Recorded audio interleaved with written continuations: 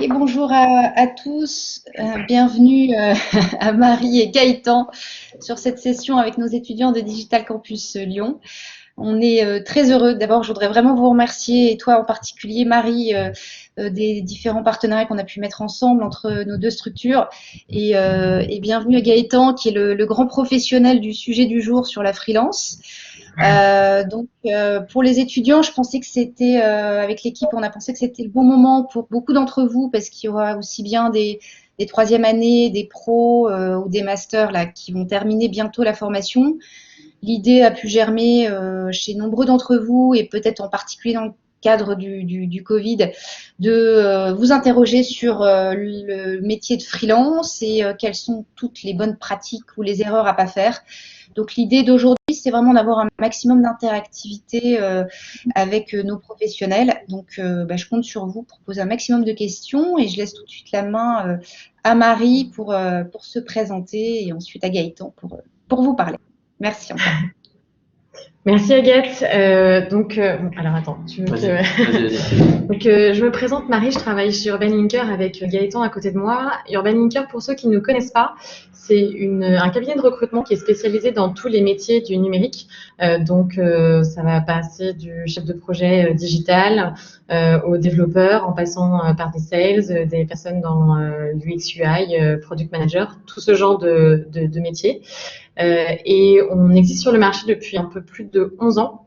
Et on a également un bureau en région lyonnaise depuis plus de 5 ans. Donc on a on travaille principalement avec des startups, des PME, mais sur la partie freelance qu'on vient de lancer du coup avec Gaëtan, on travaille aussi avec des grands comptes. Oui, tout à fait. Donc là, l'idée du webinar, c'est ce que disait Agathe, de voir quelles sont vraiment toutes les choses à savoir avant de se lancer en freelance. Voilà, donc je vais laisser maintenant la parole à Gaëtan. Bonjour à tous. Alors, pour présenter rapidement et pourquoi j'interviens sur le freelancing, ça fait 20 ans que j'interviens sur la prestation de services informatiques notamment, au sein de différents cabinets. Et depuis 2012, j'ai fait du freelancing ma spécialité, avec l'essor des freelances et les différents statuts qu'on peut trouver en France. Donc le but aujourd'hui, comme expliquait Agathe et Marie, c'est un peu vous donner des tips, vous expliquer un peu le marché, le contexte, où on en est aujourd'hui juridiquement et quel type de structure on peut mettre en place, les accueils à éviter et également comment trouver sa mission, comment gérer sa structure. Voilà, c'est de façon assez macro le monde du freelancing. Et bien sûr, c'est répondre à vos questions. Donc, on met le chat en ligne qui est disponible, et le but, c'est d'être vraiment interactif. Donc, vraiment répondre à vos questions qui sont aussi bien sur les statuts, sur le freelance, sur les métiers, sur la partie financière, sur l'écosystème. Voilà, tout type de questions que vous aurez, je vais essayer d'y répondre au maximum en suivant déjà une première trame de base qui est la vie du freelance en France en 2020. Donc, pour ce faire, j'ai déjà vous présenter le freelancing en France. Je ne sais pas si vous avez chacun une idée du freelancing et comment il intervient en France. Mais aujourd'hui, le freelancing représente 1,2 million de Français. Donc, on compte freelance tous les profils d'artisans ou de structures qui sont à leur compte, soit dans le cadre d'auto-entrepreneurs, soit dans le cadre de structures qu'on dit EURL, SARL, SAS, c'est-à-dire des structures qui sont rattachées à une seule personne qui exerce son activité, et tant sur des métiers qui sont des métiers de l'IT, qui représentent quasiment 70% des freelances en France, que sur des métiers qui sont des métiers du conseil, voire des médecins, voire des métiers totalement autres que l'IT. Donc aujourd'hui, c'est vraiment une force et c'est vraiment une population qui devient de plus en plus grande en France. On l'a vu avec le Covid, que le recours au freelance était de plus en plus usé par les clients et par les sociétés, de par leur flexibilité. L'avantage d'un freelance, c'est quand vous faites intervenir un freelance sur un de vos projets, le freelance, c'est travailler en remote. Et on a vu qu'avec le confinement, le remote était de plus en plus important et on tend vers de plus en plus de remote chez nos clients, on s'en rend compte aujourd'hui. Mais également, il est habitué à travailler en mode, on va dire mode pompier, mode urgence, sur des projets sur de court moyen terme. Aujourd'hui, un client, quand il veut recruter, il recrute un profil en CDI car il a la visibilité sur le projet et il sait que que la personne qui l'intègre, il pourra la garder ou la faire travailler sur différents projets sur du long terme. Un freelance répond à une urgence ou répond à un projet précis. Aujourd'hui, si vous prenez un freelance côté tech, principalement, vous voulez développer une application mobile, par exemple, sur un nouveau projet pour une startup, vous savez que vous avez une durée de vie peut-être de 6 mois. Au bout de 6 mois, l'application, soit le marché répond favorablement, et dans ce cas-là, peut-être qu'on va faire des V2, des V3 et basculer sur un mode plus industriel, soit l'application ne trouve pas preneur, et dans ce cas-là, le fait d'avoir recouru à un freelance permet d'arrêter le contrat et de ne pas avoir un consultant salarié sur le dos avec un contrat qu'on devra couper et de mettre une personne au chômage. Donc c'est vraiment une flexibilité qui est hyper importante sur le marché, et aujourd'hui de plus en plus de clients qui manquent de visibilité tant côté tech que côté sales, côté market, utilisent entre guillemets ces freelances pour pouvoir combler des projets. Donc le but aujourd'hui, c'est vraiment de vous expliquer un peu dans quel cas on peut les utiliser, comment monter la structure, comment trouver une mission. Aujourd'hui, être freelance, c'est bien, mais pourquoi être freelance et dans quel cadre on peut être freelance et comment trouver des missions en tant que freelance. Donc je ne sais pas si déjà vous avez des questions par rapport au statut de freelance, par rapport à la condition du freelance et au freelancing en France, avant que j'attaque sur la partie plus, on va dire, administrative ou juridique du freelancing. Est-ce qu'il y en a parmi vous qui ont déjà essayé une activité freelance ou pas du tout?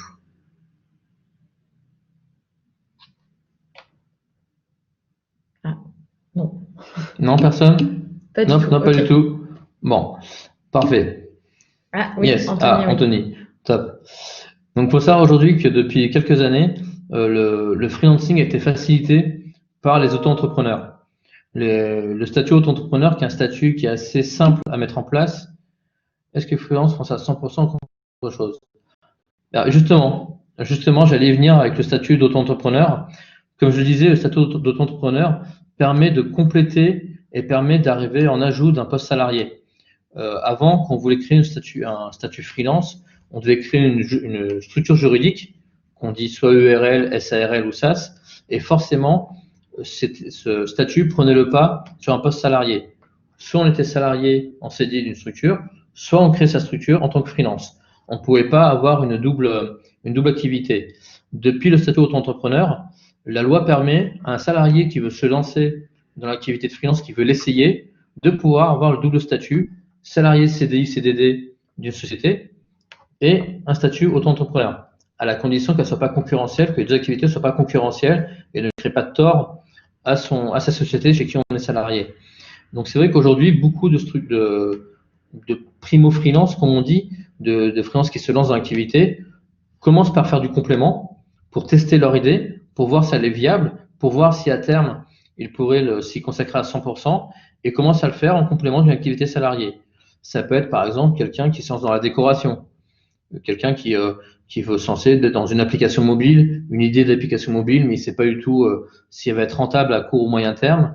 Donc, il ne veut pas lâcher son poste, mais il va se dire, je monte une micro-entreprise pour pouvoir avoir le statut qui me permet de créer l'application, de vendre l'application.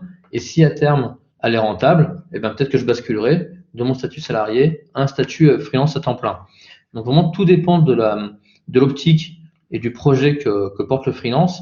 Mais c'est vrai que dans 90% des cas, un freelance qui se lance freelance est freelance à 100%. C'est une activité à part entière et sur laquelle il s'y consacre totalement et il revient plus vers le salarié après. Donc c'est vraiment le but d'un freelance est vraiment de s'y consacrer et de ne pas cumuler plusieurs activités on va dire sous des contrats différents.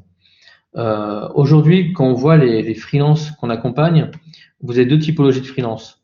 Vous avez les freelances qui sont les freelances primo-freelance, qui disent voilà, aujourd'hui, moi, le salariat, c'est pas forcément ce qui m'attire. Être attaché à une boîte pendant 5-10 ans, ça se faisait très bien dans les années 80-90, mais depuis les années 2000, avec les fameux millennials ou la génération YZ, on voit que la durée de vie d'un contrat de travail est plus de 2-3 ans que de 15-20 ans, comme elle a pu l'être pour les générations anciennes. Donc aujourd'hui, les jeunes, on va dire, ou ceux qui sont sur le marché du travail, se disent qu'il y a tout intérêt à être freelance et à gérer comme ils l'entendent plutôt que de cumuler des CDD, CDI avec des ruptures de contrat, des fins de contrat, des périodes de chômage et autres, et enchaîner au fur et à mesure, mais plutôt se lancer freelance et être vraiment maître de sa carrière. Donc ça, c'est ce qu'on appelle les primo-freelance qui arrivent sur le marché. Et vous avez une deuxième catégorie de freelance qui sont les freelances qu'on va dire plutôt seniors, qui eux, par contre, travaillent depuis quelques années sur le marché, ont acquis une expertise technique ou fonctionnelle par rapport à un métier spécifique et qui se disent maintenant, j'ai travaillé pendant 15-20 ans sur un secteur et au lieu de retourner dans un poste salarié, je vais apporter mon expertise sur différents comptes, à différents moments, pour vraiment être un expert. Et le freelancing, à la base, est venu de ce terme-là d'expertise, où un freelance va arriver et ponctuellement apporter la bonne parole, apporter son expertise sur différents projets. Donc, vous avez vraiment deux typologies de profils de freelance qui se complètent. Mais aujourd'hui, quand on voit sur le marché, notamment sur le marché de l'IT, on se rend compte qu'il y a de plus en plus de profils qui arrivent sur le marché, jeunes, qui sortent d'études, qui sortent de master, qui sortent de formations qualifiantes, se lancent directement dans le freelancing parce qu'ils se rendent compte que leurs compétences sont suffisantes pour pouvoir attaquer le marché, se vendre en tant que tel. Aujourd'hui, par rapport à vous, est-ce qu'il y a déjà des personnes qui s'estiment en capacité d'être freelance ou qui ont la réflexion de l'être directement, ou comment vous voyez les choses?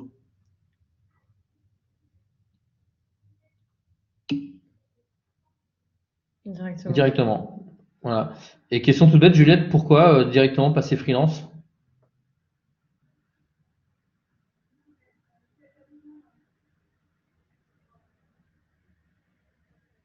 Est-ce qu'il n'y a que Juliette qui pense passer freelance, ou est-ce que…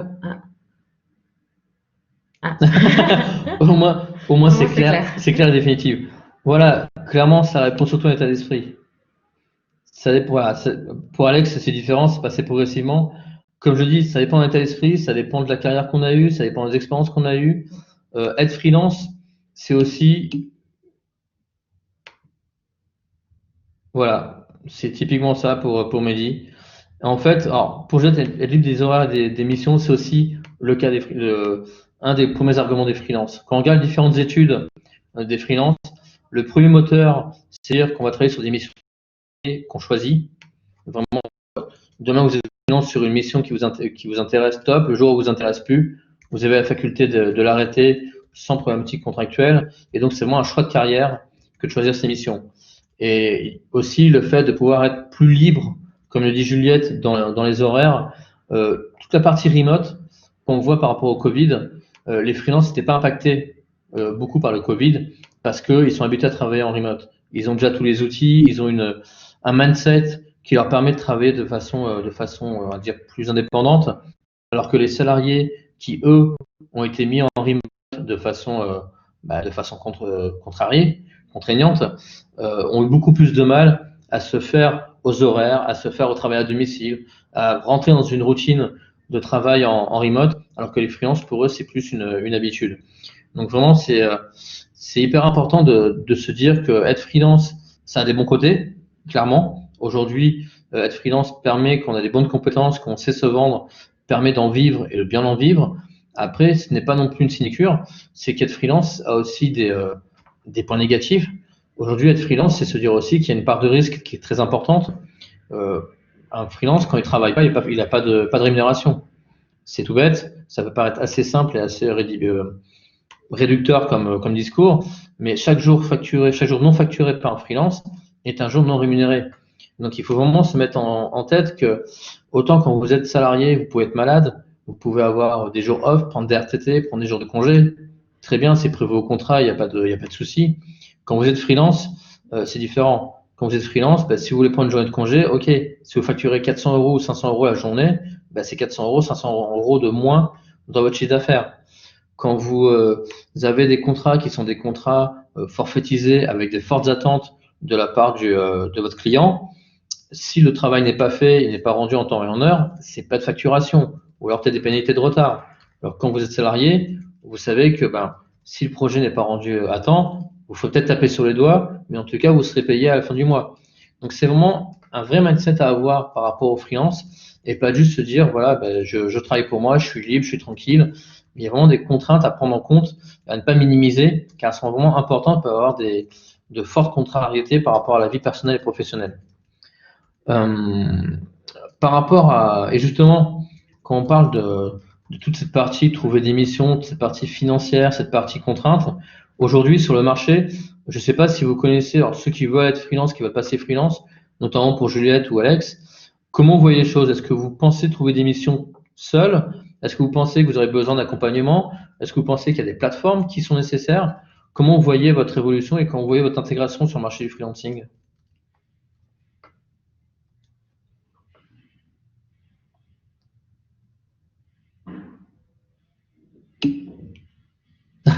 Tant mieux, je suis là pour. S'il y avait toutes les réponses, je ne servirais à rien, donc ça m'arrange. Et pour Juliette, j'attends juste la réponse de Juliette pour enchaîner. Ok, top. Romain, quand tu parles de plateforme, est-ce que tu en connais 2 ou 3 par hasard?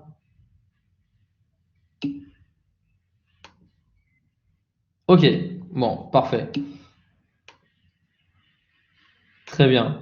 Voilà, aujourd'hui sur le marché, il faut savoir que, nickel, sur le marché en fait, depuis, on va dire depuis 20 ans, si on parle côté tech, principalement c'est là où se concentre,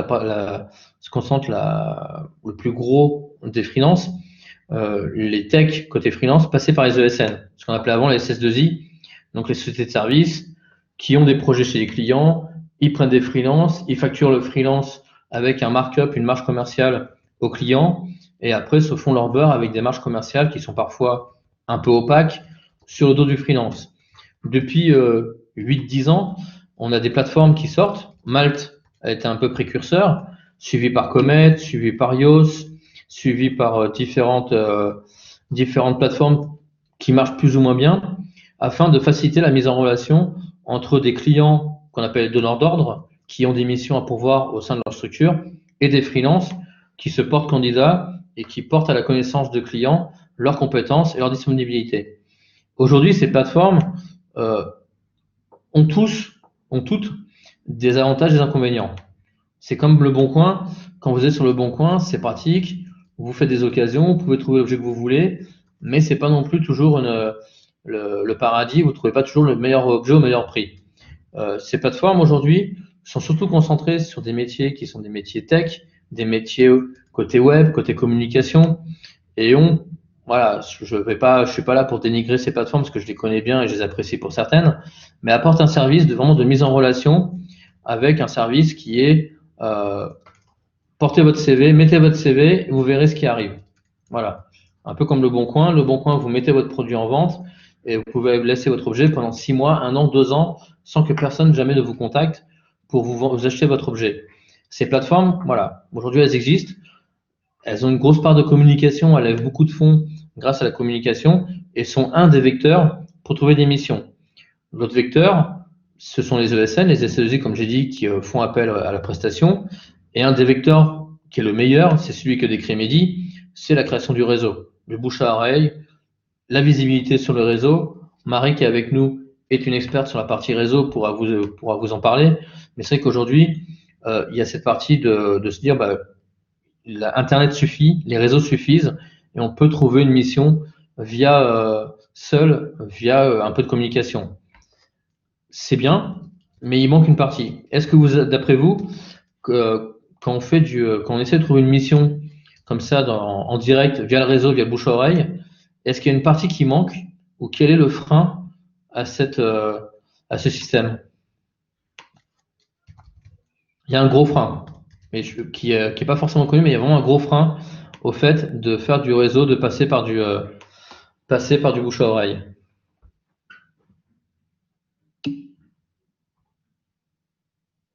Alors le prix, c'est un avantage. Voilà. Romain en parle notamment, mais c'est pas forcément que les gros clients. Aujourd'hui, le référencement et aujourd'hui la partie contractuelle est une partie qui est très importante. Aujourd'hui, quand vous êtes freelance, vous avez une structure, très bien, vous l'avez créée, qu'elle soit auto-entreprise, enfin n'importe quel type de structure, vous avez créé une structure juridique, très bien. Sauf que vos structures juridiques comportent des risques. Et aujourd'hui, si les grands comptes ou si les startups passent par des cabinets, que ce soit des cabinets type ESN, des cabinets type cabinet de recrutement comme Urban Linker, type plateforme comme Malte ou Comet, c'est parce qu'ils ont un intérêt légal et assurantiel à passer par ces cabinets-là.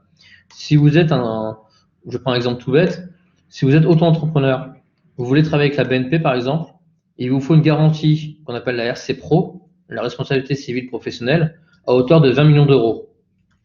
Chose qui est totalement impossible pour un auto-entrepreneur. Aucune assurance va vous assurer à hauteur de 20 millions d'euros. Quand vous passez par un cabinet, par Malte, Comet ou une ESN, c'est cette structure qui va vous assurer et qui va se porter fort, comme on dit, pour vous, pour la mission. Donc aujourd'hui, c'est très important pour travailler avec certaines structures de passer par ce type de cabinet pour s'assurer et pour être tranquille côté administratif et juridique. Donc c'est vraiment un point à ne pas négliger. Après, encore une fois, tout dépend avec qui on veut travailler, dans quel cadre, avec quel type de structure. Mais aujourd'hui, il y a vraiment des points précis de vigilance à mettre en place afin d'être focus vraiment sur son métier.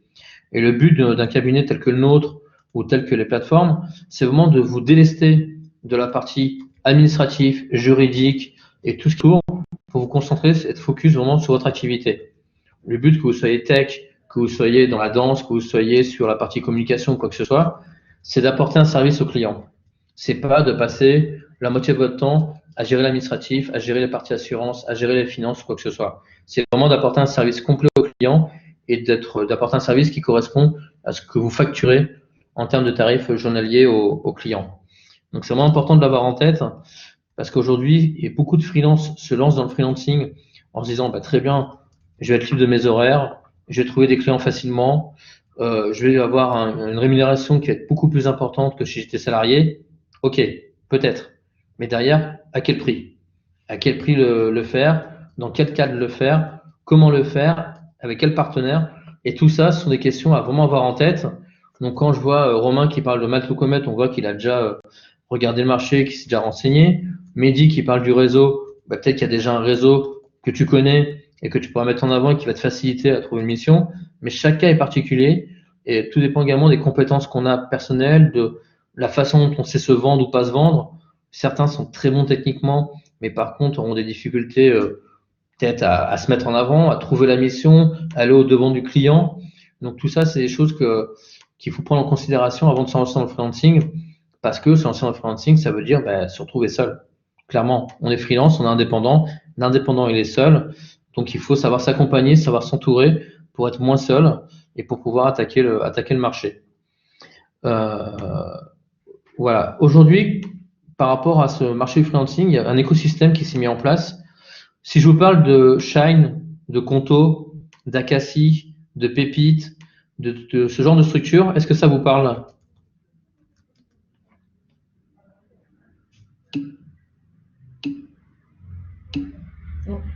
Voilà, parfait, tant mieux, ça m'arrange.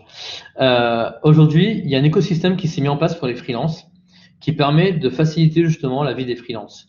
Vous avez les partenaires qui sont les partenaires, on va dire, commerciaux, qui vont vous trouver des missions, qui vont essayer de faire l'intermédiation entre des clients qui cherchent vos compétences et vous. C'est Urban Linker, c'est Comet, c'est Malte, les ESN, les cabinets, on en a parlé. Après, vous avez un écosystème de start-up qui se sont mis en place depuis quelques mois, quelques années, qui facilitent la vie des freelances. Quand on parle de Conto ou de Shine, ce sont deux banques, on appelle des néobanques, dédiées aux freelances. Totalement dédiées aux freelances.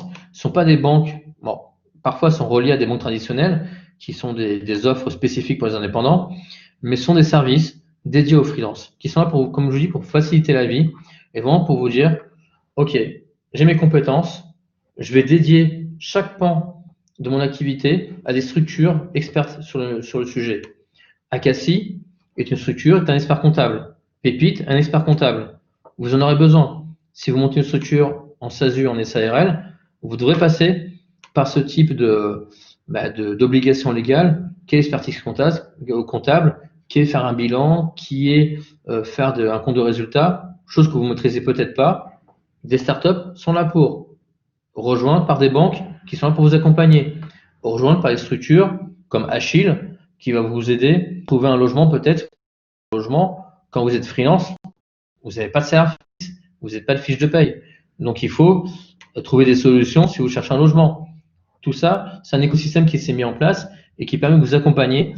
Et c'est, je vais dire, hyper important, mais c'est vital pour un nouveau freelance ou quelqu'un qui se lance dans le freelancing de savoir s'entourer de cet écosystème.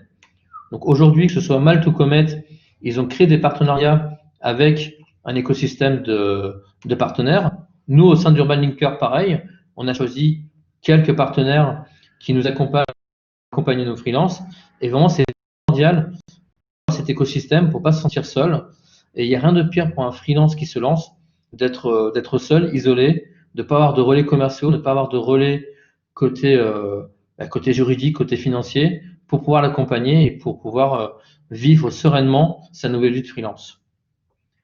Est-ce que, voilà, de façon, j'essaie de brosser un portrait qui est assez rapide, assez synthétique et assez honnête du marché freelancing. Est-ce que vous avez des questions qui soient des questions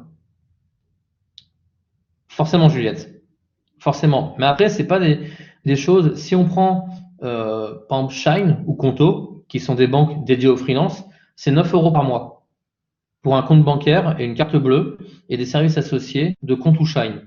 9 € par mois. Je pense que vous prenez votre compte personnel au sein d'une banque traditionnelle, vous devez être peut-être à 15, 20, 25 € par mois pour avoir les mêmes services. Donc, ce sont des startups qui se montent, qui ont un business model qui est lié au freelancing et donc forcément qui ont des coûts. Mes accompagnants qui sont totalement en relation, en corrélation avec la vie du freelancing et qui sont liés par rapport à votre activité. Donc, quand on parle de 9 € par mois pour un compte bancaire, c'est assez, je pense que c'est assez concurrentiel, assez sympathique.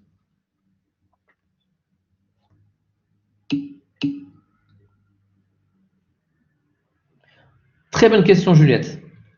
Très bonne question. Alors, je vais répondre à la question de Mehdi en premier et après à Juliette, et celle de Juliette est très intéressante.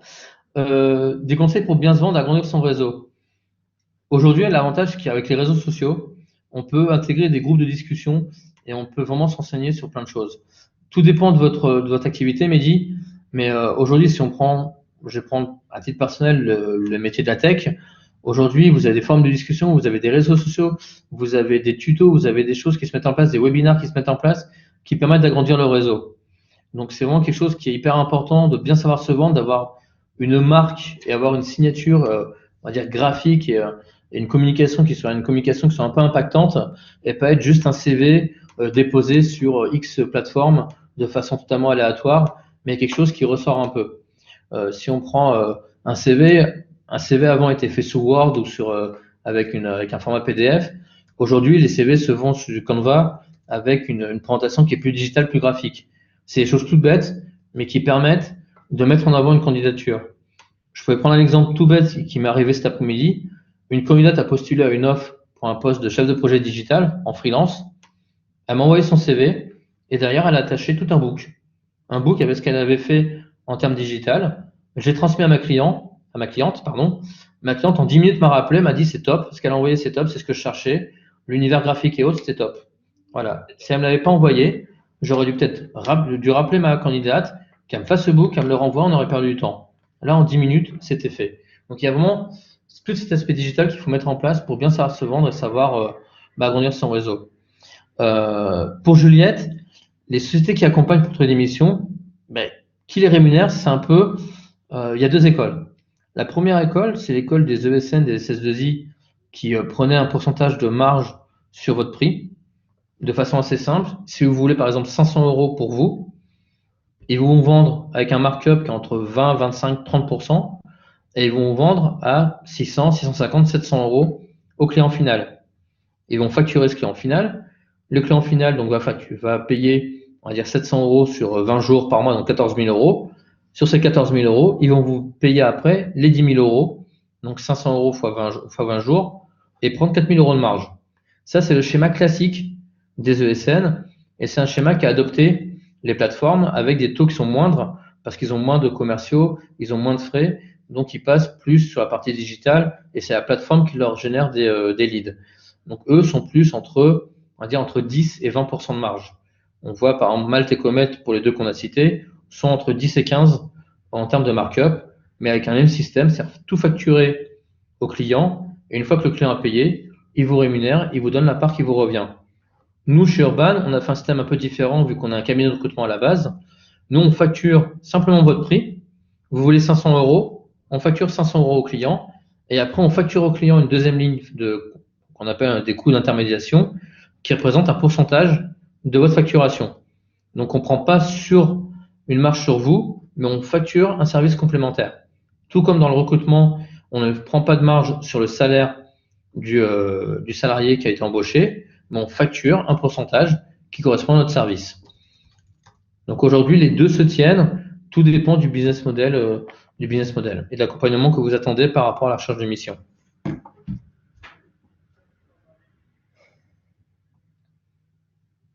Est-ce que vous avez d'autres questions par hasard sur les différents statuts, sur ce que vous voulez? Je suis là pour essayer de vous répondre.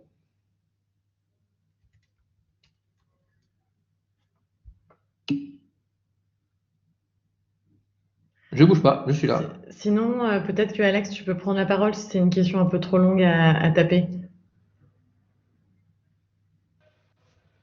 On va essayer. Bonjour Alex. Bonjour. Du coup, ma question, moi je suis étranger, je viens de l'Ukraine et j'imagine qu'il y a des difficultés, des obstacles à surmonter pour se lancer en freelance quand on est étranger.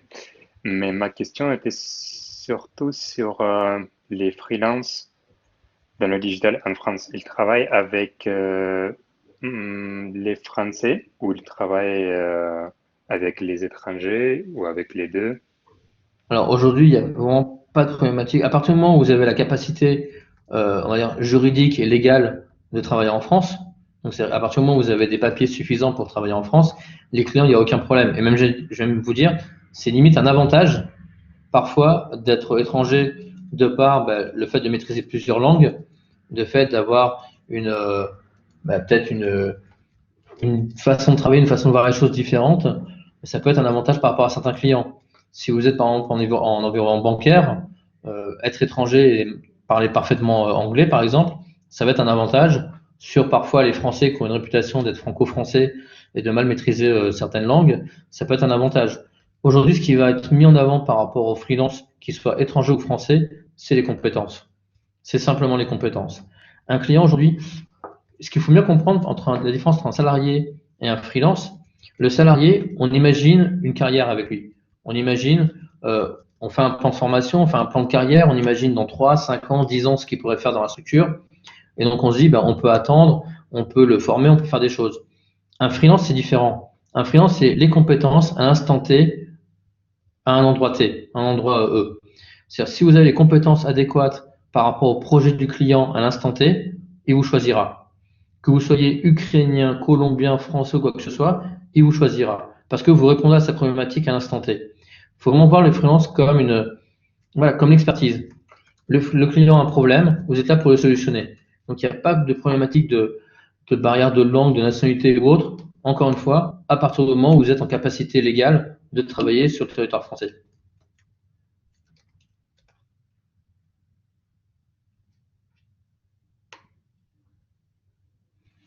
Juliette, pour le profil, il vaut mieux généraliser ou spécialiser sur un domaine très précis. Alors, en début de carrière, je dirais, il vaut mieux être plutôt généraliste, parce qu'on ne sait pas on ne peut pas voir de façon très claire ce que va attendre le client d'un profil plutôt junior, notamment en communication digitale. Après, là, sur la partie content management, Marie pourra mieux y répondre. Parce que on est plus dans la partie plus conseil et communication. La question de Juliette, c'est est-ce qu'il faut mieux se spécialiser sur la partie communication digitale ou En content management, oui, il y a beaucoup de besoins. Après, c'est même encore mieux si tu arrives à te spécialiser sur la partie community management, donc tout ce qui est réseaux sociaux ou pas. Parce que quand on dit content management, nous, par exemple, en interne, c'est une personne qui va s'occuper de toutes les plateformes des réseaux sociaux, mais aussi écrire des articles sur le blog, qui va écrire des livres blancs, qui va faire des interviews. Donc, le côté content management, il est un peu large.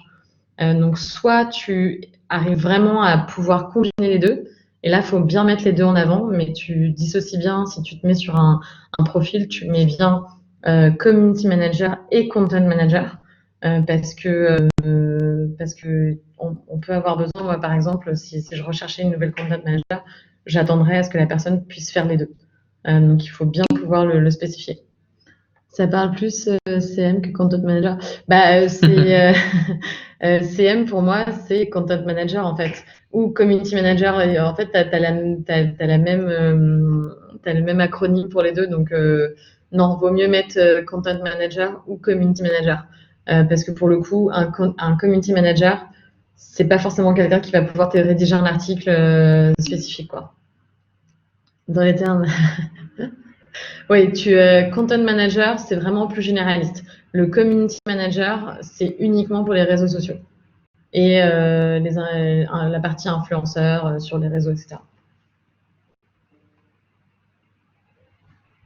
Je ne sais pas si j'ai répondu à ta question. Ouais, mettre les deux. Parfait. Et ça, par contre, en termes de freelancing, c'est des postes qui sont très, très demandés. Clairement, aujourd'hui, il y a une forte demande par rapport à ces postes-là, ce qu'on appelle aussi les CMO. Et ouais, c'est des choses qui sont aussi bien côté startup que côté client grand compte. C'est des choses qui sont très appréciées et qui sont vraiment recherchées. Aujourd'hui, on voit que la communication digitale, c'est un des vecteurs de croissance, c'est un des vecteurs de vente des clients. Et aujourd'hui, voilà, quand on voit Instagram, on voit les influenceurs et tout ça, on voit que vraiment l'accent est mis dessus pour pouvoir vendre de façon plus rapide et différente. Et encore plus, au-delà de ça, il y a eu beaucoup principalement pendant le Covid, beaucoup de boîtes qui ont eu des soucis de livraison, qui ont eu des soucis de support en fait sur tout ce qui est SAV. Donc quelqu'un qui va bien prendre en main les réseaux sociaux, pouvoir répondre à la demande et pouvoir communiquer quand il y a des soucis, ça va être hyper important. Moi, je sais que j'en ai eu pas mal sur Maison du Monde, par exemple, et WeGo. Voilà, faut pas les citer. On les cite.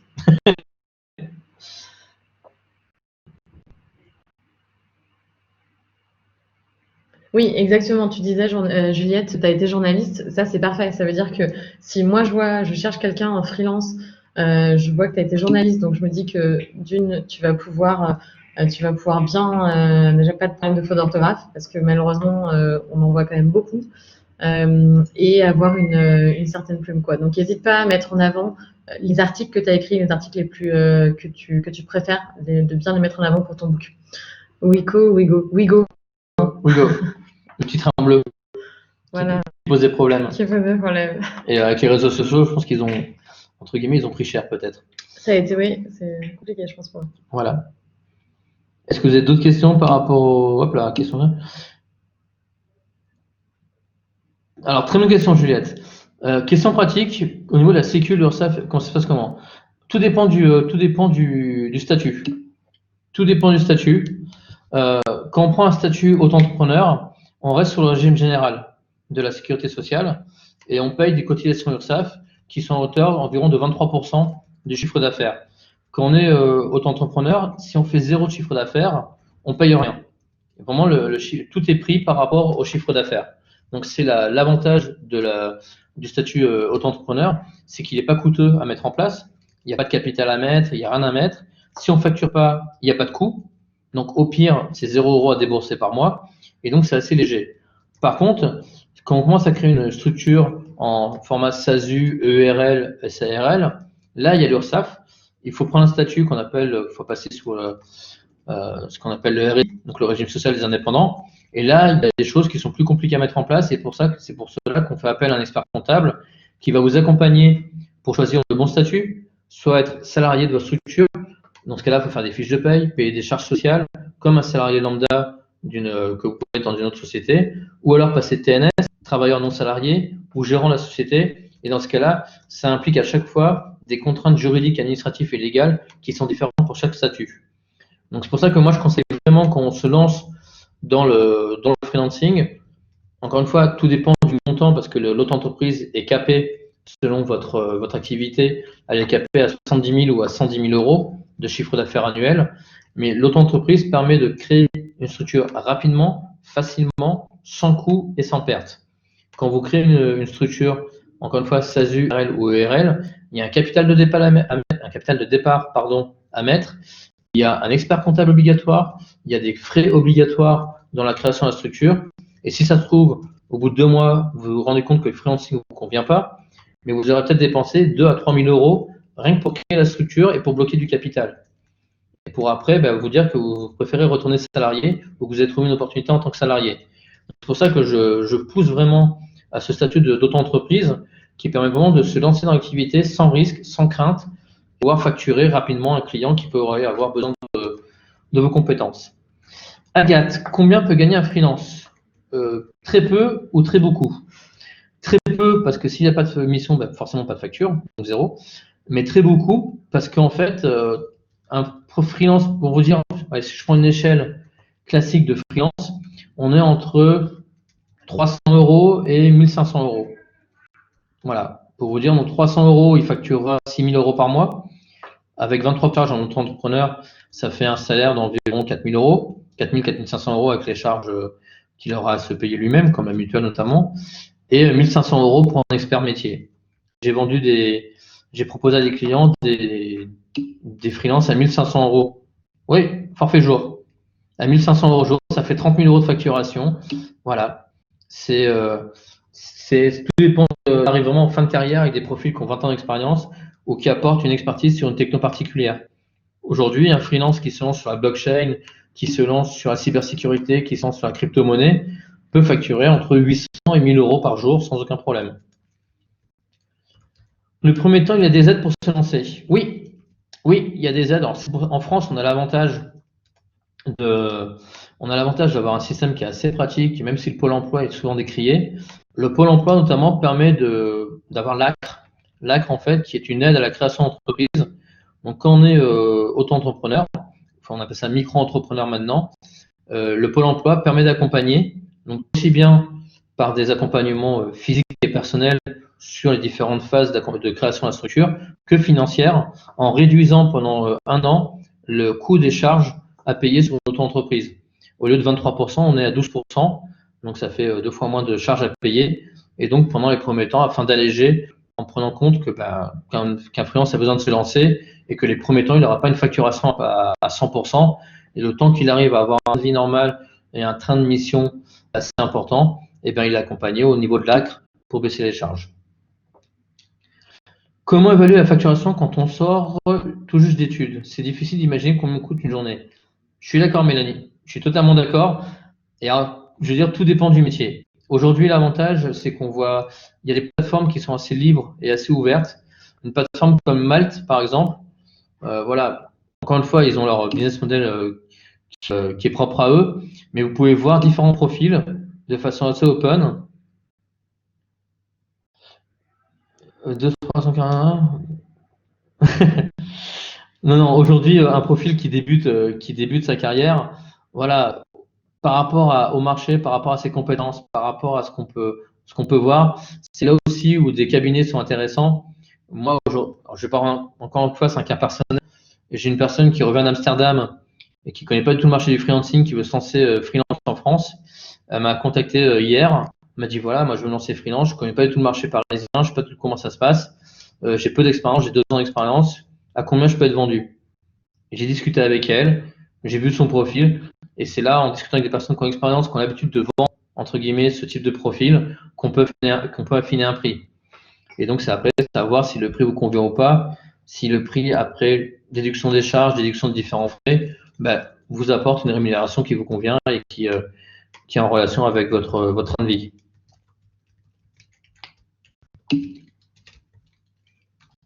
C'est pour ça qu'aujourd'hui, il y a beaucoup d'accompagnements qui sont faits.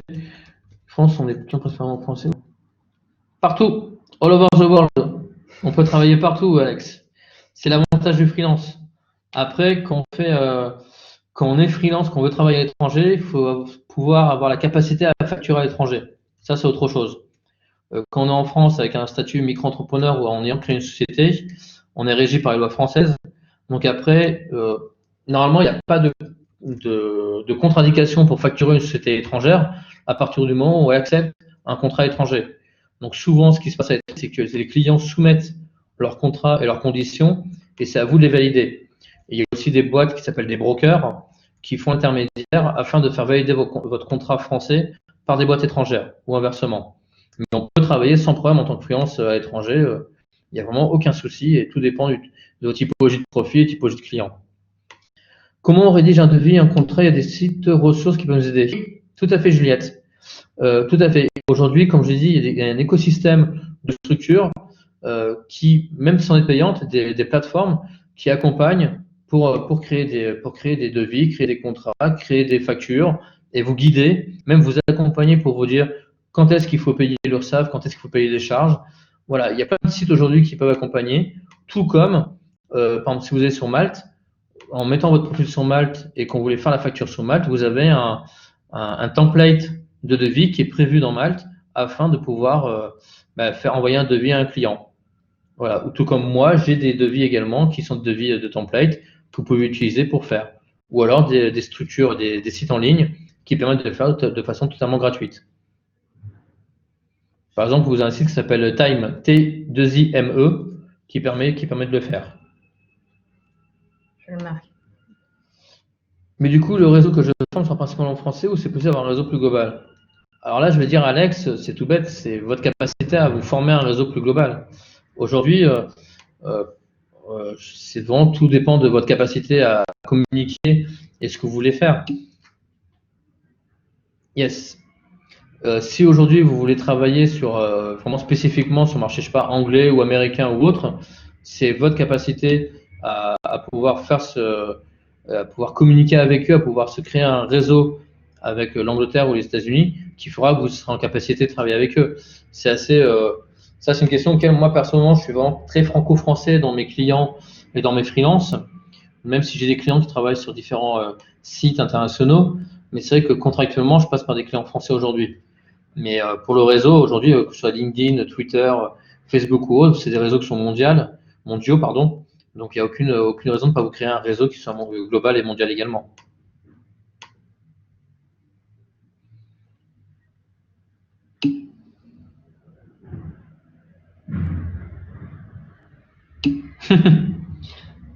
Ben, c'est simple, on discute. On se rencontre virtuellement ou physiquement, Juliette, afin de comprendre votre projet, comprendre comment vous voulez que je vous accompagne, comprendre quelle typologie de profil vous cherchez. En fait, moi, je pars du principe que je suis un agent. Un agent aussi. Imaginez un agent immobilier. Demain, vous cherchez un appartement, vous cherchez une maison.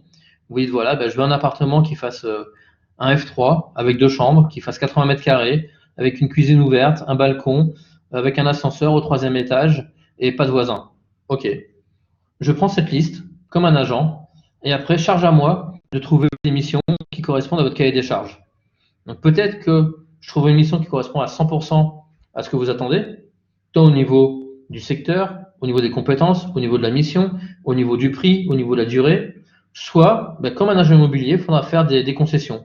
Peut-être que j'aurai une super mission qui vous intéresse. Par contre, au niveau du tarif, elle sera peut-être un peu moins payée que ce que vous espérez. Peut-être qu'une autre mission sera dans le tarif, par contre moins intéressante. Moi, je suis là pour vous accompagner. Il y a vraiment une grosse différence entre travailler avec un agent de freelance et travailler comme salarié dans une société de service. Il y a une relation qui est différente. On est vraiment là pour s'accompagner. Donc, si vous regardez un avis Google que j'ai reçu récemment, je ne sais pas s'il est déjà en ligne, mais vraiment, il est sur Google Business. Il est sur Google Business. Voilà, j'ai une freelance qui ne connaissait pas du tout le freelancing, que j'ai accompagnée et j'ai même pas travaillé avec elle à trouver une mission autre que par moi, mais qui m'a remercié de l'avoir accompagnée parce qu'elle n'avait pas créé son statut, elle savait pas comment faire. Et moi, même si j'avais rien à y gagner, et même si j'ai rien gagné parce qu'elle a trouvé une mission ailleurs, j'ai accompagné. Donc vraiment, l'accompagnement se fait tant sur la partie mission-prestation que sur la création de la structure, que la mise en relation avec des partenaires. Si demain vous voulez créer une structure freelance, je vous mets en relation avec Shine ou Conto qui sont des banques et vous faites votre choix. Vous jouez les partenaires avec Pépite qui est l'expert comptable. Donc ça, la liste, je vais vous la communiquer. On va faire la liste et on va vous la communiquer des 5-6 partenaires avec qui on travaille. Et encore une fois, il y a une pléthore, il y a un écosystème qui est de plus en plus grand de partenaires qui vraiment sont dédiés au freelancing.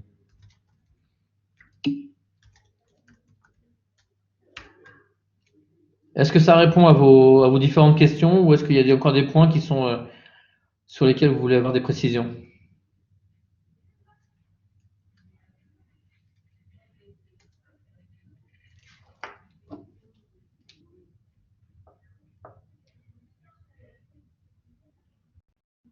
Tout vous paraît clair apparemment? Tant mieux. Les secteurs, malheureusement, l'IT, l'informatique. Clairement, aujourd'hui, le freelancing a connu son essor grâce à l'informatique. Aujourd'hui, c'est 80% d'émissions de freelance quand on prend l'informatique en général. Sur l'informatique, aussi bien la partie web, la partie mobile, la partie communication, la partie conseil et métier pur. Aujourd'hui, c'est quasiment 80% du freelancing. Donc, c'est vraiment important. Aujourd'hui, si on prend les secteurs professionnels, les startups sont très friandes des freelances parce que les startups font des grosses levées de fonds et n'ont pas de visibilité sur leur projet. Donc, c'est vrai qu'elles se disent, voilà, aujourd'hui, on va prendre des freelances parce qu'on a besoin de lancer les applications, lancer le projet, mais on ne sait pas si on va se crasher dans 6 mois ou si on va être viable dans 1 an. Donc, ils prennent beaucoup de freelance. Les grands comptes bancaires, assurances ont beaucoup de moyens financiers et prennent des freelances parce qu'ils ne veulent pas internaliser les postes, parce qu'ils ont des projets qui sont des projets de mise à jour ou autres, qui vont durer 6 mois ou 1 an. Donc aujourd'hui, voilà, tout le monde prend du freelance et on peut limite mettre en freelance, que je dis freelanciser quasiment tout le monde. Demain, un boucher, un boulanger peut prendre un freelance au lieu de travailler. Parce qu'il va se dire peut-être qu'il y aura une deuxième phase du Covid qui va arriver et que si je prends un salarié, je vais être chômage partiel, ça va être compliqué. Donc aujourd'hui, on est vraiment dans un monde qui va tendre vers l'hybridation d'un marché du travail entre le freelancing et le salariat. Alex, possible de se lancer en freelance en équipe de 2-3 personnes? Oui. Oui, bien sûr. Vous pouvez clairement, si vous avez 2-3 amis qui sont dans le même mood que vous et dans les mêmes compétences techniques, par exemple, créer une structure, une SASU, dans laquelle vous êtes partenaire associé à 2 ou 3 et vendre vos compétences à différents clients avec, en vous disant, voilà, on est plus fort à 2 ou à 3, on a plus de crédibilité technique et fonctionnelle en étant 2 ou 3 au lieu de me lancer seul. C'est totalement possible et c'est même conseillé. Parce que ça permet d'avoir une émulation saine entre 2-3 personnes, ça permet de compléter les compétences. Peut-être que vous êtes meilleur communicant que votre collègue, qui lui est meilleur techniquement que vous. Donc c'est vraiment une bonne idée et je conseille aux personnes de se lancer à 2 ou 3, clairement. Bien sûr. Alors, je veux dire, Alex, c'est assez bizarre, mais ce matin, j'ai une boîte qui s'appelle Neuronest, que vous pouvez regarder. C'est 2 compétences data scientist qui sont créées et qui sont mises ensemble pour trouver des missions. Voilà. Donc, ça s'appelle Neuronest. Et les deux, en fait, on fait équipe pour monter la boîte et pour travailler ensemble. Donc, aujourd'hui, je les accompagne pour trouver des missions de data scientist. Et je dis pas ça parce qu'on est ensemble, hein, mais c'est vraiment fait de ce matin à 9h30. Juliette, on est obligé de passer par la SASU. Non, pas forcément. Pas forcément. Enfin, Juliette, vous parlez quand on est équipe ou pas en équipe?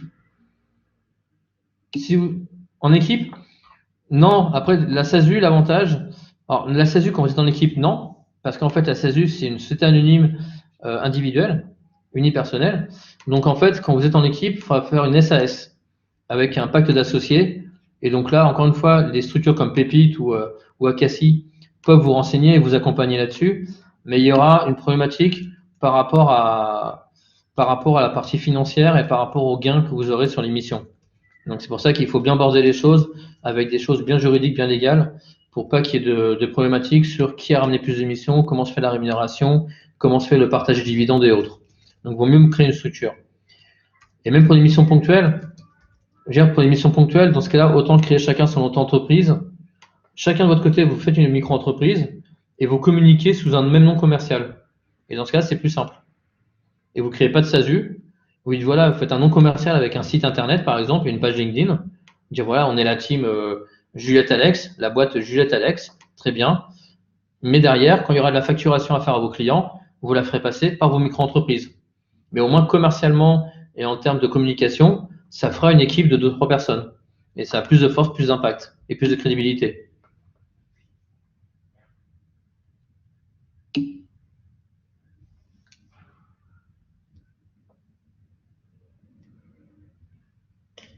Alors du coup, là, on a une question de Romain qui est très précise. Ça te semble bien de faire du freelance en activité réduite, quelques jours par mois, sur des missions expertise plutôt senior, management tech, qui est pour pouvoir garder un pied dans l'écosystème et avoir un peu de rémunération en montant un projet de création d'entreprise. Oui, clairement. Après, aujourd'hui, on a beaucoup de clients qui cherchent des profils qui sont comme ça seniors pour apporter des compétences de façon de façon ponctuelle. Donc, c'est possible. Après, la seule question, elle va être toute bête. C'est est-ce que c'est rentable et est-ce que c'est viable financièrement?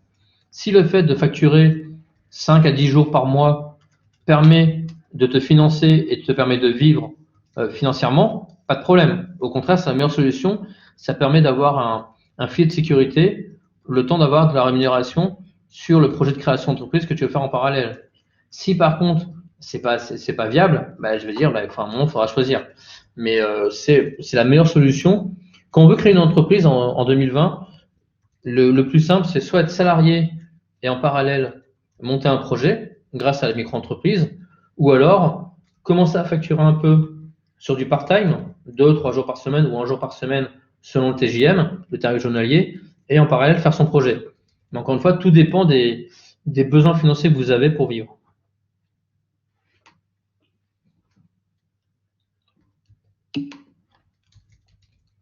Oui, je l'ai fait. Pour le dire, je l'ai fait, Romain. J'ai créé ma structure pendant 4 ans, une agence de freelance. Et donc, c'est ce que j'ai fait. J'ai créé mon agence en parallèle que j'étais salarié. Et donc, voilà. Donc, c'est des choses qui sont totalement faisables et je conseille fortement.